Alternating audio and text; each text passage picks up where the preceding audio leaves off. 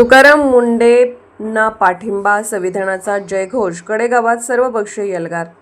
तुकाराम मुंडे यांच्या समर्थनार्थ कडेगावात भव्य संविधान सन्मान मोर्चा.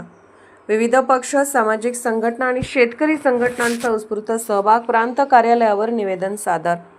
कडेगाव शहरात बुधवारी 15 जुलै 2026 आयुक्त तुकाराम मुंडे यांच्या कामाच्या समर्थनार्थ तसेच भारतीय संविधानाच्या सन्मानार्थ पाणी संघर्ष समिती, शिव फुले शाहू आंबेडकर विचार मंच, स्वातंत्र्य सेनानी विचार मंच आणि विविध शेतकरी संघटनांच्या संयुक्त विद्यमाने भव्य मोर्चाचे आयोजन करण्यात आले.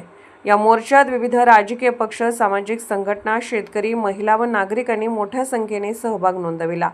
मोर्चाची सुरुवात छत्रपती शिवाजी महाराज चौकातून झाली. त्यानंतर डॉ. बाबासाहेब आंबेडकर मार्गे प्रांत कार्यालयावर मोर्चा पोहोचला. यावेळी शासनाच्या धोरणांबाबत विविध मागण्यांचे निवेदन प्रशासनाला सादर करण्यात आले. या मोर्चामध्ये राष्ट्रवादी काँग्रेस, शरद पवार गट, Republican Party of India, Ambedkar, Vanchit Bahujan Aghadi, Bahujan Samaj Paksha, Sarva Shetkari Sanghatana, Democratic Party of India, Janata Kranti Dal, Bharatiya communist पक्ष आणि शेतकरी कामगार पक्षासह अनेक सामाजिक व राजकीय संघटनांच्या पदाधिकारी आणि कार्यकर्त्यांनी सहभाग घेतला.